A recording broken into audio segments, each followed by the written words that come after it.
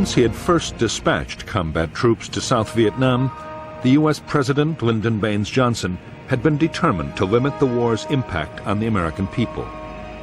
He had refused to call up the reserves and had never pushed for any formal declaration of war by Congress. Despite mounting casualties, the U.S. never officially declared war on Vietnam. Up to now, Johnson's approach had seemed to pay off. There was some anti-war feeling, but nothing so serious as to threaten the president's policy.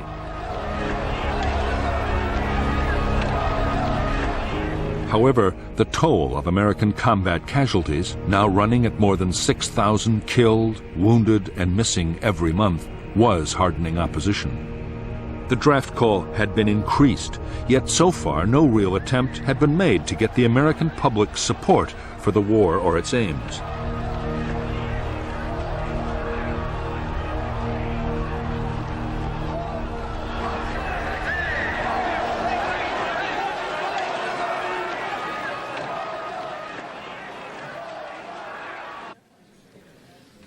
Divisions were beginning to open up between the president's military and civilian advisers.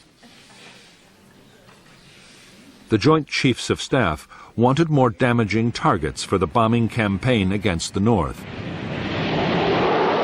A widening of the ground campaign into Laos, Cambodia, and possibly North Vietnam, and a big increase in troop levels.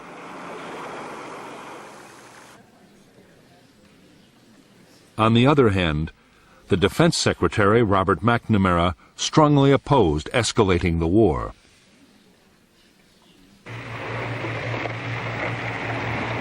McNamara believed that widening the conflict would run a real risk of drawing in Communist China or the Soviet Union. He also believed that the war might be a long one, and that if the American people were to support it, the cost would have to be kept down.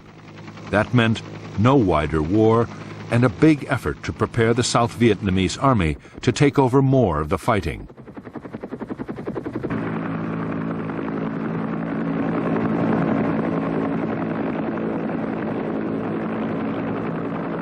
In the face of contradictory advice from his military and civilian advisers, President Johnson's reaction was to compromise. The bombing war would be intensified to include a whole range of targets which would hit the North Vietnamese war effort hard.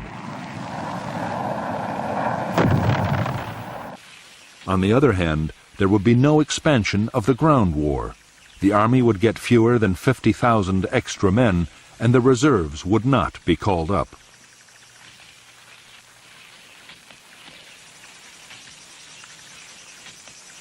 On September 29, 1967, President Johnson took a step closer to those advisers who were arguing against escalating the war.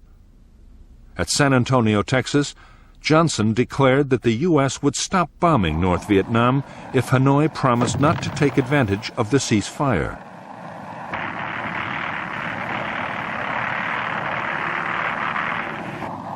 There was no response from Northern leaders.